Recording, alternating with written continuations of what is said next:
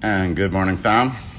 Welcome back to another edition of Cream, Sugar, and Calmag. This morning we should be having a guest dropping by. Good morning, Jugro. How you doing? Good morning, Coots Canna. Wolverine Grown. Oh, man. Look at all the people piling in. Everyone wants to hear Rex. Me too. Me too. How you guys doing this morning? Another Monday, another start to the week. I'm actually coffeeless this morning. I already finished it. So it goes. Had other shit I had to do. Didn't have time to go grab one. Yeah, Rex isn't here yet, but hopefully he pops in soon. Good morning, CZ. How you doing? Ultra Genetic, my man in chat. How's it going this morning, brother? Hope Manitoba's doing good for you. How's the shop today? Good morning, Labutus. So yeah, today we'll be having Rex on from Parasite, Monocelic Acid, and a little, what is monocelic acid? Silic acid, a general term for compounds containing silicon, Si, oxygen, O, and hydrogen. Monocelic acid is Si bracket, OH bracket 4, also known as orthosilic acid. So there's a little preview on what silic acid is. A lot of us started off, as you can see, another list is potassium silicate, which is mostly plant unavailable. I believe 95 or 98%, 95 I think, plant unavailable. So it's a good thing if you're growing in soil and beds that are going to be long standing. But for us that are growing in container pots, in a short period of time, it's not a very efficient product. So then another form of silica, though, monocelic acid, is highly bioavailable. And good morning, Landon there. It also promotes uptake. So great product. There's a few different companies that make it, and I'm kind of a proponent of learning about the back of the label, not the front of the label. Though there is lots of good products, Parasite being one. We'll just switch back over to Rex's website. So this is powertotheplants.com. That's Parasite's website. And if we scroll down a bit, we can see some of their products. Featured products, original, granular. Bloom's another one, but all day back to the label. Absolutely, absolutely. That's what we're all about here in Bloom's. Is good, efficient products that keep your dollars in your pocket as much as possible, right? Or stuff that's going to let you see the most bang for the buck.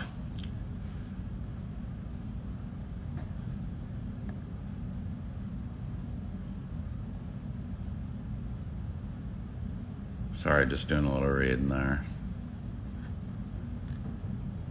And look at that. So, guys, I was talking about Potassium Silicate. Go live. Okay, well, the man is here. Let's see if I did it right. Yo.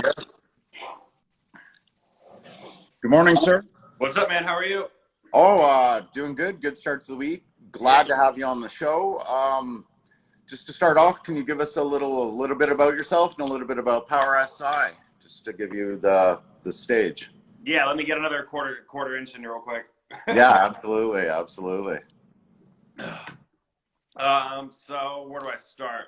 I guess I started in the hydro industry when I was 18 years old. I started working at hydro stores pretty young, and it was also always growing pot, and I think that just kept leading me further down the path. I worked for a couple different nutrient companies that also worked with silic acid, so that kind of gave me my introduction to silica.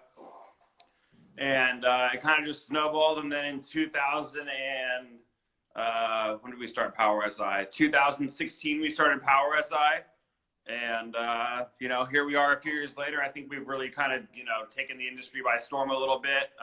Down here in the States, we've done. I never thought my little company would get this big, to be honest. It's pretty crazy. Yeah, man, it's It's one of the hottest products when you talk to people in the industry. So, Yeah, I really never imagined it getting, as big as it has. It's pretty crazy to me. I think when you start a company, you never really plan on it blowing up the way this one has, and it's cool to watch. absolutely, you're a success story. So you said you had experience with silica at other companies. Now, was that like potassium silicate, basically? No, we were working with silicic acid. Oh, okay. So I think I started working for that company when I was probably 23 or 24, pretty young. And when I started working with silicic acid there, and then you go to learn more about silicic acid and the formulas and all that stuff. There's a lot of backstory with the silicic acid stuff. It's pretty interesting. Well, you have the stage, man. Lay it all on Yeah, us. for sure. I just feel like I have my supplier is really unique in the sense that they work with not just plants, but human supplements as well. So they're pretty well known around the world for that. We have the unique ability to mix it with plant extracts and amino acids and things like that, which I think is what really separates Parasite from other products. It's not all about how much silica you can put in the bottle. It's how much silica your plants can absorb. And that goes with any plant food. I think, we see this big trend of people using like 0-50-30s or like these really high pK boosters, and they're really not necessary. It's about how much your plants can actually absorb. Mm-hmm. There's that sweet spot, right? Yeah, too much of a good thing isn't a good thing. We have people, so like with Parasite, we have people who think it's too strong and they back off on the dose a little bit, so. Mm-hmm. Mm-hmm. It's not all about percentages. It's about how much, how efficient your plants are at utilizing what you're giving them. And really what the results are, right? And what the results are. I think that's, for us, it's been really important. I want to have like a sense of like market trust. And I definitely think we do. When we come out with a product, people know it's going to be good. I don't want to be one of those companies who comes out with 10 products just because we can. At this point, I could put any kind of product with a Parasite label and it would sell, right? Like I could come out with a Calmag and it would sell. Right. I could come out with, a B1 vitamin and it would sell, but that's not what I want to do. I want to make really cool stuff that actually works. Right, and unique products, right? That are I want to make shit that's different. I don't want to make the same thing I'll never make a Calmag. Like it's just stop it. There's 25 of them. Oh, They're come all on, you're killing me here. You're killing me. Yeah. Awesome. So a little bit about just educate us a little about monocelic acid and maybe the differences we'd see compared to running potassium silicate and versus not running a silica at all. Yeah, for sure. So I think let's start with potassium silicate. So potassium silicate is really a better form of potassium. It's a great form of potassium, but the silica portion of it is very non-available to your plants. It's very hard for your plants to absorb it because of how large it is. So like we've kind of nicknamed monocelic acid the little silica. Yes. Because it's a smaller molecule, it's much more easily absorbed by the plants. So if you feed your plants potassium silicate, your microlife has to go through a process called silicification in order for it to be uptaken by the plants. That process takes, anywhere from 6 to 10 weeks. So when you're using potassium silicate, you're really getting very, very little benefit of a silica. Especially in like a container pot with a finite, Yeah, it's just not easily absorbed by the plants. So you might notice a little bit of difference in like your stem sizes, but you're not going to see the same reaction that you do using, monocelic acid. And really at 10 times the application rate. That's what I always remember. It was always 5 milliliters a gallon for potassium silicate, right? So yeah, there's even monocelic acid products. Like I have there's a product made by one of the biggest one of the biggest companies in the industry, and their product is 10 times cheaper than Parasite. I think it's like 8. It's like 20. It's like $30 a liter. Parasite retails for $2.20, but no one pays that. But you use 10 mils a gallon, or you use 5 mils a gallon, so you use 10 times as much nutrients Right. It really it's all about what it costs to mix off the product, not what it costs to buy the bottle. Yeah. Absolutely. And then it comes down. Sorry, go ahead. Sorry. Growers have a hard time grasping that sometimes. I feel like I'll show up like a 1 liter of Power SI makes more than most 5 gallons of nutrients. You know, but they're like, oh, the cost. I'm like, yeah, but like this makes more feed than your 5 gallon does. So it's a hard thing for some people to wrap their head around. Right, and then really just break down the efficiency of the product. How much is it costing you per gallon to make it? How much do you see, like, you know, you look at that at the end. Did you see yield increase? Did you see quality? Those sort of things, right? You know what I mean? Yeah.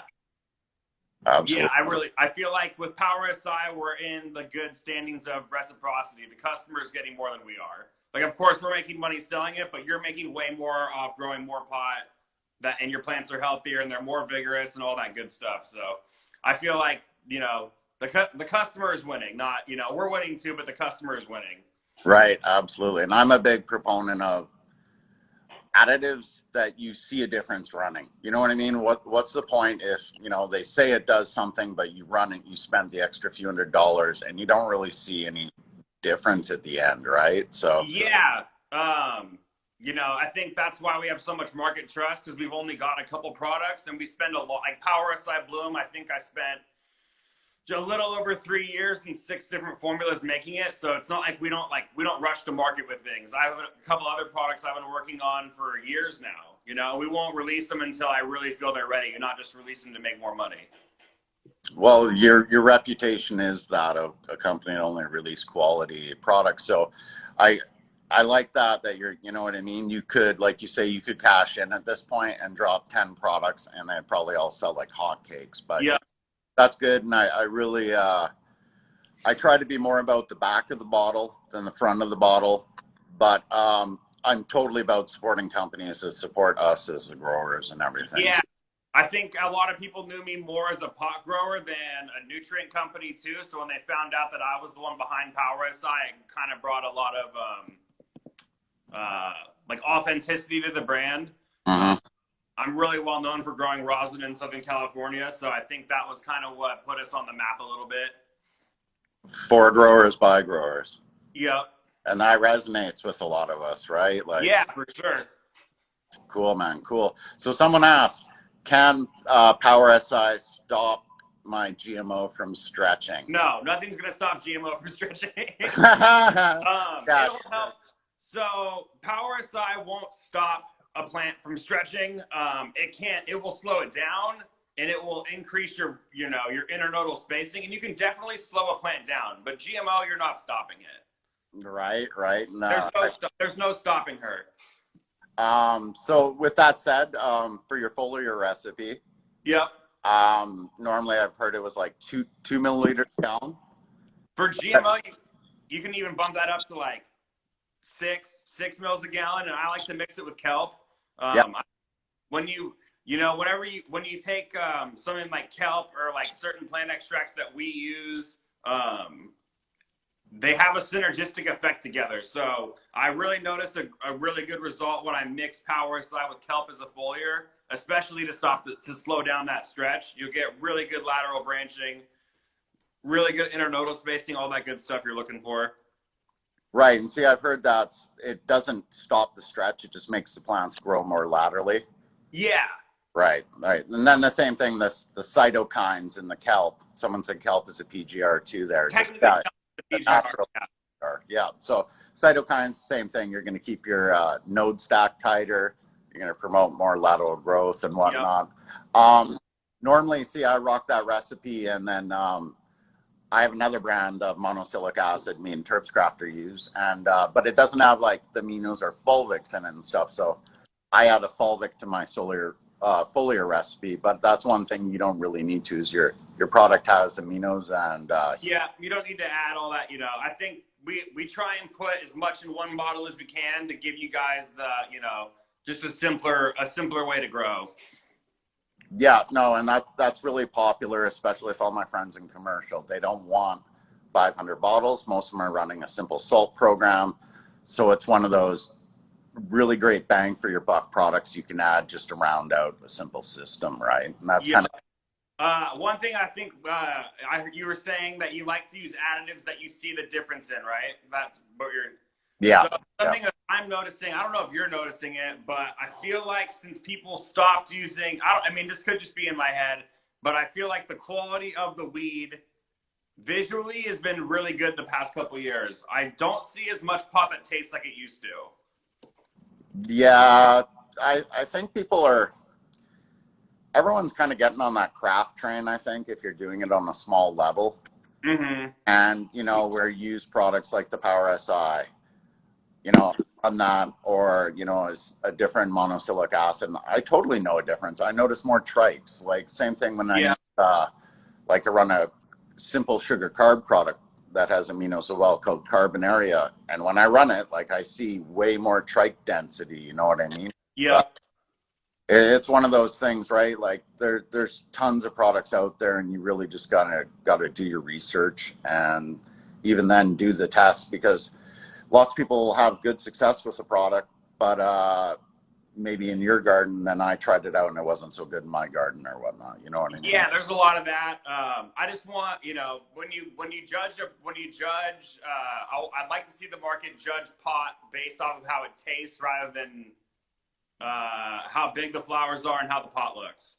Right, and that's kind of going back to like the 90s. Up here in Canada, BC, we had a terrible reputation for big boofy bud that was Trust me, I remember it and dealt with a lot of it. Yeah, it was just big and flavorless boof, right? And I always remembered like cheese and like I think they called one of them grapefruit. maybe Big Bud was huge. Big Bud, yeah. And then every once in a while there'd be one that would like come through, and I'd be like, "Hey, this is like some kind of Kush," but I think it was like a mistake. Yeah, generally. Like that's the one you guys are supposed to keep for yourselves. Yeah, no, it's BC's its own beast out there. I try not to. Their strains are all completely different. Even to this day, it's kind of the bubble. Like, yeah, it's starting to get all the clone cuts up in here in Canada, and in BC, they're still growing Master Kush and Tuna Kush and stuff like that, right? So yeah, we can bring that stuff back. I think we're ready. I'd like to see some of like the Northern Lights and some of those older strains make their appearance again. Oh, you're preaching to the choir. Actually, I'm here in Alberta, Canada, and a big group of us bought a bunch of Skunk #1 from Todd McCormick. Nice. So there's a bunch of people doing skunk hunts right now, which is that's cool. Right. I'm a second generation grower. Okay. I grew up in a grow room. Nice. They were running Skunk #1, and that weed was crazy. It was like smoking acid, like fucked up high and shit. And you just like weed from back then, like flavorful, and also how loud it was. Like you could have, a little nug in a sandwich baggie, and you're at your friend's place, and it was in your pocket, and their mom was like, "Which one of you's got fucking weed on you?" Because you stopped the whole fucking house out, right? And yeah, it's we just did a big seed hunt, and I gotta say, we were running a lot of big breeders, and a lot of the stuff, man, had zero fucking nose to it. So yeah, it's one of those things I'd like to see a return to loud weed and dankness. Yeah, I think it doesn't cost much more to grow better pot. And no, a lot of it is how much time you put. I mean, I think a lot of it is as we're seeing cannabis get scaled. These big facilities aren't drying and curing properly. They're growing way more pot than they can manicure properly. And then I think it comes down to even just their approach to it. Are you looking at it as a craft, or are you looking at it as a commodity?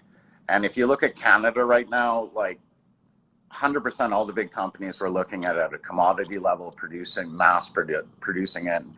It's funny because I met a lot of these people on like the CEOs and stuff like that, and the people on the board of directors, and none of them smoke weed. None of them. So I think a lot of it was they figured they could just do anything, and we're just dumb potheads. We'll buy whatever that comes along. Yeah. And we learned the hard way is those companies are all falling on their face, and there's kind of like this resurgence up here with smaller companies that are coming into the scene that are, they're doing the extra steps. And I think like cannabis is like driving a car. Like you can put along in the slow lane, or you can be a Formula One driver. And it's really up to you what level you take it on. And I think if you are about quality, it's about small cumulative gains. You know what I mean? I use your product in addition to my base nutrient. I see a small gain, right? I use a carb product. I use a good inoculant. I do a few things like that, right? Yeah. And it all stacks to the point where, maybe you saw 2-3% gain in quality or yield or something. But when you start stacking those effects and you pay attention to the details and you don't cut corners, absolutely, you come out with a product that wows people, right? Yep. And people will pay for it too. I mean, I see, I can think of examples of it all over the US where like I have friends who definitely, put out a better product and they get paid for it. Once you've built that reputation, like people will pay more money for quality pot. Oh, 100%. Like same thing up here. The gray market price of packs have dropped significantly, but if you can grow the fire, right, it sets itself apart. And I'm a big believer in like really good weed needs no marketing. It sells itself, right? Yeah. Cool, man. Cool. So just to give everyone else an announcement, I'm up here in Canada. Parasite is based out of the States, but they have arrived in Canada. Did we arrive? I haven't checked my email this morning. They're Green Planet Wholesale, which is the wholesaler carrying Parasite up here in Canada. They have it. They have an updated website. So, jacked about that. Did an announcement yesterday on the Blooms Grow Tech that we're going to have your product in the store. Awesome. Hit with questions right away. So the Bloom and the original will be available. Yep. Granular, I don't know if I'm going to release it up there. I don't really know if the market's big enough for us to go through the hassle of registering it up there. Granular really, I mean, I came out with a product for outdoor growers in Humboldt, basically. That was like the main reason. They don't use, if you go to a grower in Humboldt, Mendocino, Northern California, they don't typically use liquid bottled nutrients. It's just not that common of a practice. So yeah, that's why we came out with granular. What is there enough? There's not really a lot of outdoor in Canada, I can't imagine. There's a bit of greenhouse action going on now. There's a big movement for it, right? So, gotcha. But yeah, no, for the most part, it's indoor. You can get away with it in Ontario and stuff. Where I am is the fucking Arctic, so not really so much. So with that said, like leaning towards the legal market, are your products CFIA? Yeah, they will. I think I'm just waiting on the final approval, but we're assuming that's going to happen in the next, couple weeks at the most. Perfect, because that's all the questions. All the guys firing up their micros, their LPs, and talking with it. Can I run in my facility? Can I run it? And so yeah. To answer that, yes, you will be able to run Power SI in your legal facility. It's a very interesting process you guys have up there for registering nutrients. Right? There's a lot of hoops to jump through. So the CFI, Canadian Food Inspection Agency, they're the ones that register all like farm products used as inputs. There isn't a way you can actually get an exemption. And I've helped some companies get that, but it's like a half measure, and you're better off getting CFIA because a lot of the QAs up here, as far as the legal market, they work against you more than working with you, and you really have to battle to get new products in and stuff a lot of the time. So that's definitely a boon and will help your product make it into the legal market for sure, I think so. Yeah, it's because we have a few pretty large LPs who've been up there, who've been using Power SI for years. I mean, I don't know, we sent them pallets and they used it. No one ever said anything. Right, and I think it depends a lot. I don't know how the logistics of that work in Canada. Mostly it's just the QAs refer. Pardon me? I keep losing you. Oh. Am I here still? Yeah, now I can hear you. Oh, okay, there we go. Sorry about that. Yeah, no, it really depends company to company and QA to QA. And there is a ton of, this is a brand new industry and no one knows. There's a lot of that up here right now. Right. Yeah. And some people just like, fuck it, we're going to do it. And other people are like, they err on the side of caution, right? Because the one problem you can run into with your inputs is if Health Canada says no to something, they can say your whole crop, you can't sell that crop, right? So it's a bit sticky with the legal stuff, right? Yeah. Cool, cool. Was there anything else you really wanted to touch on, or? If anyone has any questions, why don't we answer some while we're on here? Sure, let's see what we got here. So Quack 604 says 6 milliliters. There we go. Is that loaded up? There we go. 6 milliliters. 6 milliliters per liter. No, that's per gallon. Yeah, per gallon. Yeah. Yeah, and that'll again, it won't stop them from stretching, but it'll promote side growth more than vertical. Yeah, it'll slow them down, but it's not going to stop them, you know, like some of that nasty stuff would. Right, right. Like there's a product called Diablo Stunt Monster. I'm not too sure what's in it, but that's what it supposedly does, is stunts your plants. Yeah, I mean, dude, there's it's kind of like the black sheep, like, or I don't know what the word would be, like the unspoken thing about our industry, and I'm sure it happens everywhere, but like that shit is still heavily used. Yeah, yeah. Like it's you know, I'm pretty sure, you know, 80% of hydro stores in America still sell that crap. So. Right, there's still people buying Avid and, you know, shit like that too, right? But kind of is what it is. But yeah, no, all over the world, people use that. Yeah, I see it. Yeah, right. I'll see it in people's gardens. Like they'll post a picture and I'm like, dude, come on, like you shouldn't have that many. You know, your pot shouldn't look like golf balls of white hair. Yeah, no, and I see, you know, or you see the packs afterwards, and it's like rock bud, right? Big fat rock buds, and it's like, oh, yeah, PGRs, right? So, no, I like to, like, I posted pictures before, and I was just running like crop salt and monocelic acid, and getting huge yields, and people are like PGRs and bloom boosters, and like, man, you do not need that. You do not need to make it that complicated. I think nowadays it's really like with the simple salts, and just if your plants look hungry, bump it up 0.02 EC, right? And you know, I think a lot of people really overfeed. You run New Mill, don't you? I run New Mill, correct? Yeah, I got that at our. I love Bo and Lee are great dudes. Pardon me?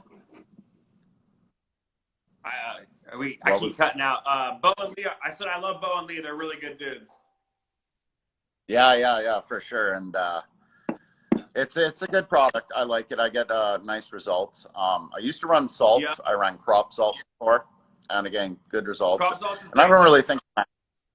Yeah, 100%. Grant's a great guy too. So same sort of thing as you. Like, yeah, right. And he's a grower, and man, he'd send me pictures of his grow and shit, and trying stuff out and whatnot. And man, those sort of people, and like I kind of like New Mill. There's kind of like a craft nutrient line. You know, they're not one of the big companies, and those sort of people really resonate with me, right? The people that are, you know, come from the grow scene and just wanted to give something back to it, right? Yeah. So awesome. Good. So you got a couple more questions. I love is it winter?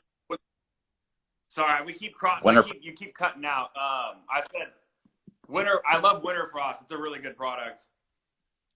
Oh, 100%. Yeah, that's a great product. And it's one of those ones where it's like you can use it with any line, right? Yeah. Cool. Here, just 2 seconds. Let's just get some more of these questions here. Wolverine asks, can Rex quickly touch on how Parasite helps plants with drought resistance? From Wolverine. What's up, Wolverine? So silica helps the plants resist biotic and abiotic stresses.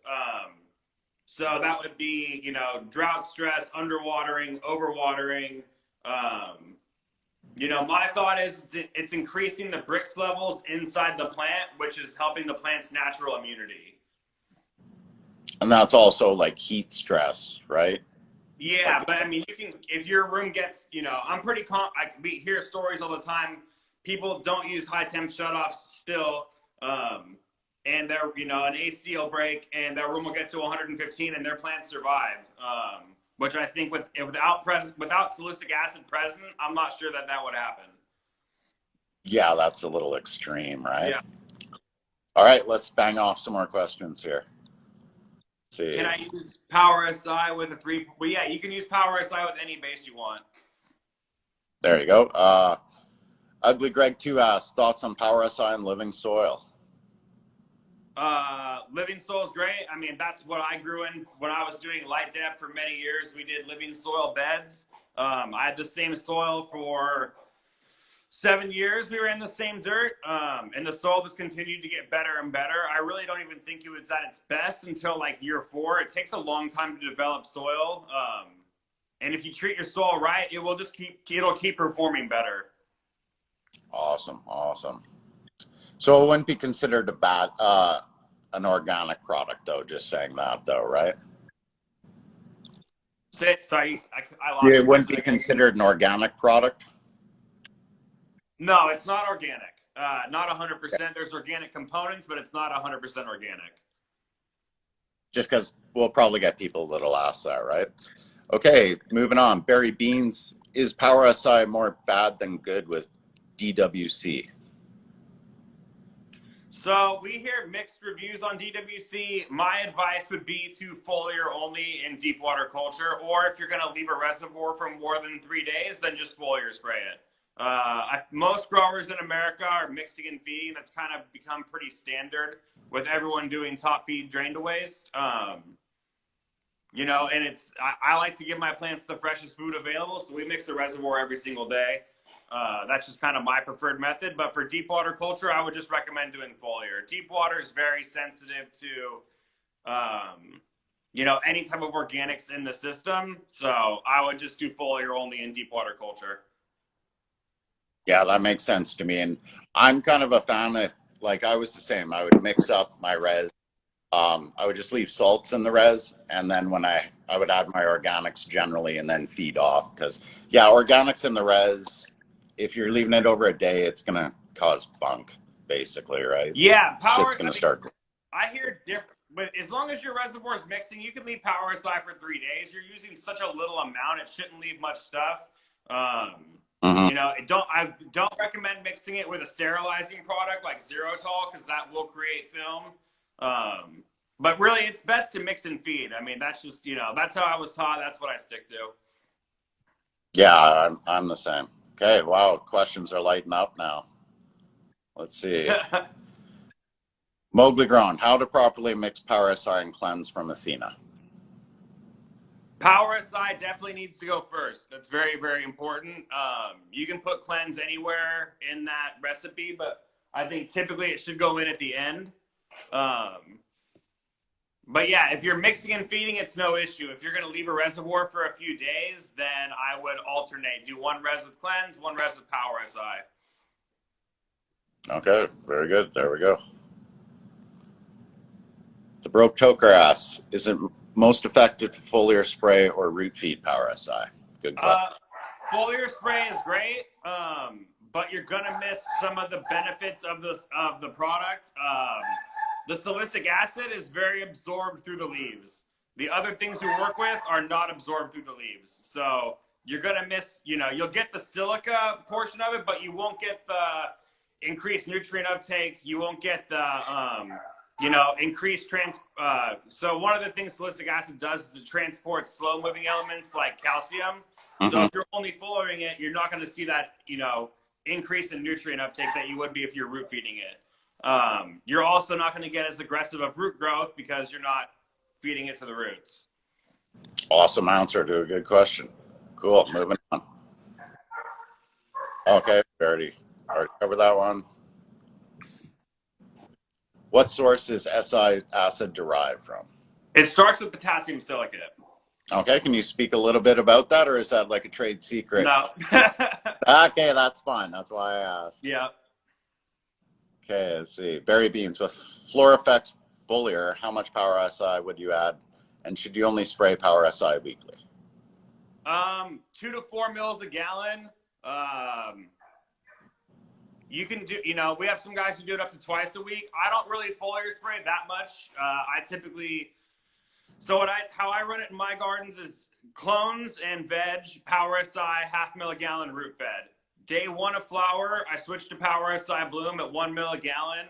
and I feed Parasite bloom in the reservoir day 1 through about 15 days before I'm going to harvest. The first 2 weeks of flower, if I need to slow the stretch or get some more stacking, then I'll spray Parasite Original mixed with Kelp twice a week. Okay, so you cut the Power SI original and switch to bloom in the res, and then Yep, a little additional, you hit them with the Power SI foliar. exactly. Awesome. Heard it from the man himself. Beautiful. Yep. Okay, moving on. Let's see what else we got here. I'm just starting to grow. When's a good time to use Power SI? Earlier the better. When you use it in the clone phase, your clones will root faster. You'll have that transition from clone to or from in the dome to out of the dome is way easier. You just pop the dome. I mean, the hardening off process is way easier. We don't have like that 2 day where like we're worried about like the cuts, dampening off or getting all wilted when you're popping the domes off. That they take that humidity change a lot easier. Okay, very cool, very cool. I see a couple of people mentioning the pH of foliar. Is that an issue, or what would you recommend? No, you don't need the pH or foliar sprays. It doesn't affect the plants in any negative way whatsoever. Perfect, man. Love it. Dropping knowledge on us. I used to think that, and then like a couple years ago, I just stopped pHing any foliars, and I mean, the plants didn't skip a beat, nothing changed. The pH is more of a root zone issue than a leaf surface issue. Okay, very good, very good. Let's see. Any benefits using Parasite in the cloners? Maybe he's talking like an aeroponics cloner. Yeah, faster rooting times. Again, more resistance when you go to take those bare roots out and transplant them. The plant's just going to be stronger when there's silica acid present. Cool. Let's see what else we got here. Do you put Power SI bloom first too? So it's still monocelic, right? Yep. Okay, cool. Awesome, man. Lots of questions here. Is control effective against thrips, aphids, russet, and broad mice? For those who don't know, Control is the other product from Power SI, and it is their IPM spray. So yeah, the floor is yours. You want to talk about Control a bit? So yeah, Control again.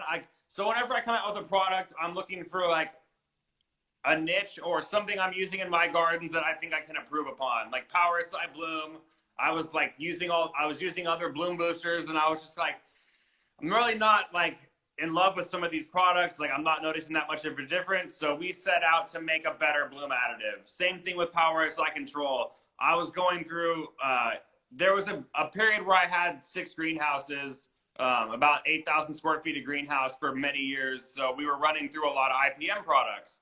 And I was starting to total up how much money I was spending on IPM products. And I was just like, we can make a better product that's way cheaper for the customer.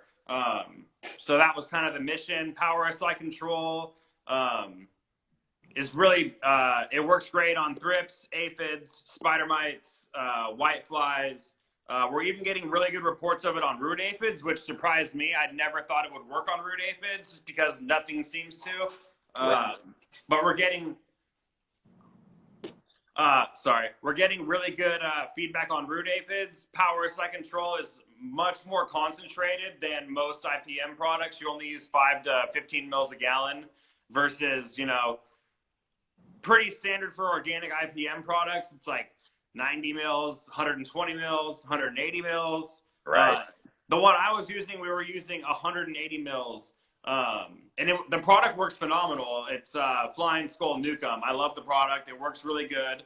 But the issues I was having with it were, I was spraying, 8,000 square feet of greenhouse, and it was costing me $5 per mixed gallon to spray it. It was just a lot of money. That's not cost effective for large commercial ops. No. And also, the citric acid has this tendency. A lot of the IPMs use citric acid or isopropyl alcohol, and they have this tendency to the way they work is by sucking dehydrating the bug, but it also dehydrates your plants. Okay. So you can't use them every day. And sometimes, if you have an IPM issue, you might need to spray every day for a few days to kind of knock it back. So I didn't like that about those products. So that's kind of why we came out with Parasite Control, to give people a better alternative that costs less money.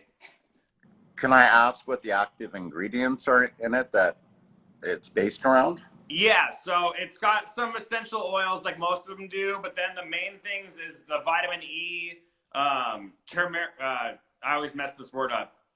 Turmeric. Yeah, yeah. Yeah, and castor bean oil. Oh, okay, cool. And castor bean oil is actually beneficial for the plants too. There's companies that sell castor bean oil as a foliar spray that promotes growth. Wow, just learned something new. Awesome. Yeah, and you can also Parasite Control can be, you can dunk with it, you can spray with it, you can feed with it. It's really versatile. Very cool, very cool. Is that a product that'll be coming to Canada? Perhaps? It will be. We're going to start working on it, but that one, I mean, we only launched that one here about 3 or 4 months ago. So at some point it'll make its way into Canada, but it's going to take me a while. Well, if you need Canadian testers, just let me know. I'll send you some, man. No problem. Awesome, awesome. All right, let's get back to the questions there. Define Extract says, just want to say I miss the homie Rex. Love you, brother. I love you too, man. It's been too long. We got to get together. There we go. All right, there we go. Riggs Craft. Here's a good question. How is Bloom different than the original SI? Cool. So Bloom has less silicic acid than original. Different amino acids. It also has kelp and fulvic acid, and it's got a variety of plant extracts. So there's kelp in the Bloom. Yes. Interesting, as I find not a lot of companies are advocates of using kelp in the Bloom. Are we talking about like small amounts? Or? Yeah, small amounts. Okay. Because I've heard like guys that run lots of organics saying like if you use too much kelp, you can taste it in the end product. Have you ever heard that? I don't know about that. Oh, okay. Maybe it's Maybe. a pro I don't know. science. I mean, yeah, I think, something that's different. People say a lot. There's so many like weird rumors in our industry, right? Right. But yeah, I definitely don't think kelp would affect the end product. Is maybe if you're using a really high volume of kelp at the end, you might get a really dense flower, like almost overstimulated. If you're using like, there's some kelp products that are like 0017s, that kind of like a, really high potassium. Oh, big potassium. Yeah. Yeah.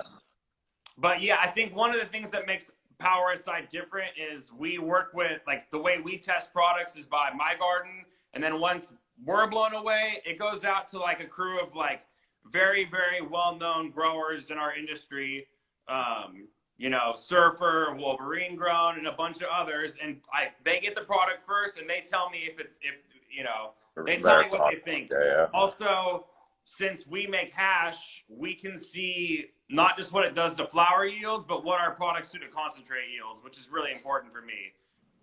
Right, absolutely. As you're about the rosin scene, you were saying, right? So yeah. That's growing for oil is a lot different than growing for flower yield. Yeah, people have this. They think like, oh, like anyone can grow for hash. Like anyone can grow hash, but can you grow good hash? There's a big difference there, The best hash is going to come from the best flowers. Right, absolutely. Someone keeps asking about ppm. Just kind of put it out there. At 0.5 milliliters a gallon, how much ppm will that add to your solution? Oh, it's been a while since I've done that. I don't remember. I want to say like it's 70. like 10. I'm pretty sure it's like 70. It's light. Oh, okay, that much. Oh, okay, interesting. So I've used some others. It might only be like 50. It's been so long since I've had done that. Like, those are all the things you do when you first come out. I don't really remember off the top of my head, but 50 to 70 ish, something like that. It's not very much. Okay, yeah. So I've used another, and it bumps it like 20 ppm or something. Yeah, and I want to say it's like right around 50. Okay, very good. Okay, moving on here. Why do you mix kelp and Parasite for foliar if it's already in the product? That was in the Bloom product. Yeah, so regular, I like original, right? For foliar. Everyone's saying, I think it's right around 50 ppms. But the kelp, when I started doing it, I just really noticed the efficacy of both increasing, which is what we're all going for, right? The most bang for your buck. So something about kelp and silicic acid works really well. The reason that I don't spray bloom is because of all the other stuff that's in it. It's better root fed. You're going to see better results of it being fed through the roots. Perfect answer. Awesome. And Athena says, don't put in medium, and if you do, not to use cleanse in that mix. Any recommendations? We have a lot of guys who run it with cleanse, but they mix and feed. I think that's the main thing. If you're gonna like I said earlier, if you're gonna let a reservoir sit for a few days, you're better off alternating reservoirs, one with Power SI, one with cleanse. That makes sense. Yeah. Cool.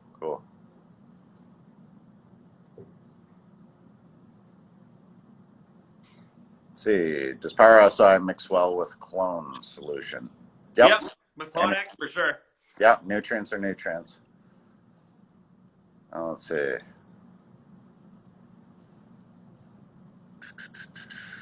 I think we pretty much covered this, but yeah, so Parasite Bloom, you start day one of flower and run it basically till flush, right? Yeah, I'll cut it out a little bit ahead of when I start flushing, maybe just a few days, but that's, I tell people day 1 through day 45. Okay. Just so we're kind of curious in how your process, how long of a flush do you do and what media do you grow in?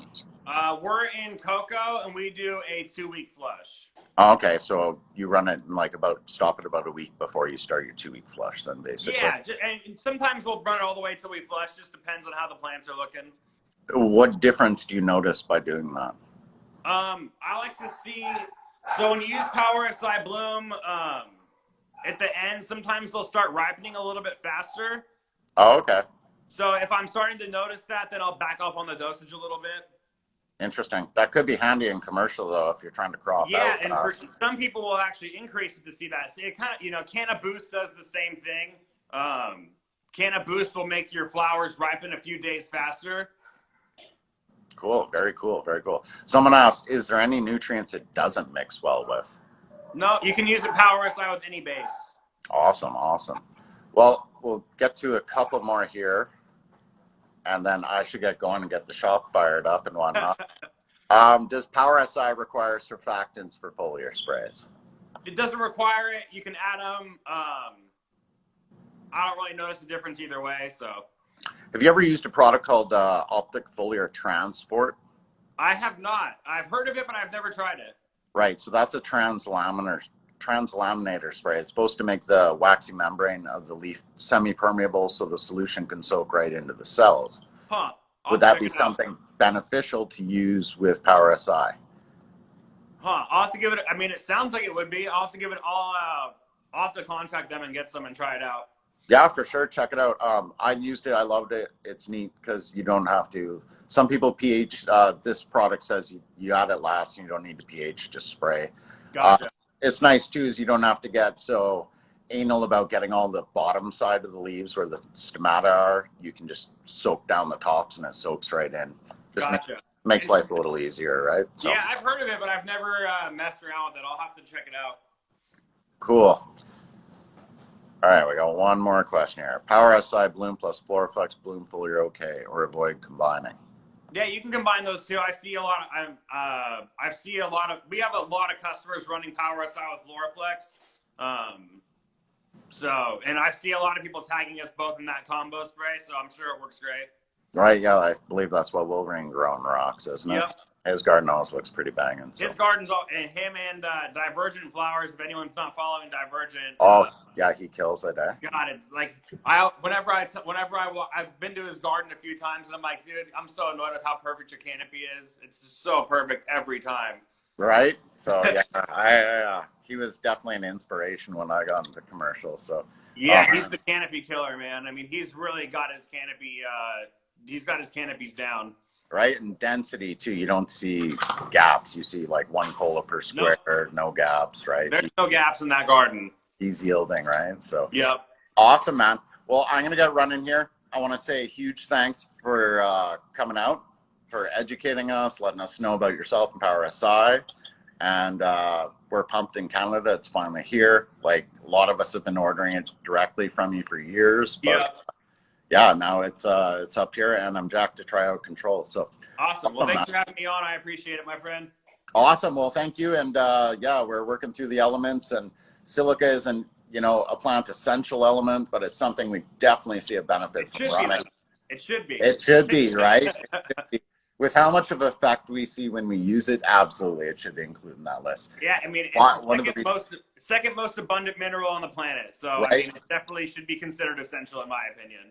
And plants will use it when you check out leaf tissue samples, Yep. like wild plants, right? They're using it. So, Yep. you know, absolutely, absolutely. All right, buddy. Well, you have a good great one, my day. friend. Pardon me? I said, have a good day. Yeah, absolutely. So, growers love to everyone. If you got the green thumb, happy growing and much love, guys. All right. Thanks, Rex. Take it easy. Later, man.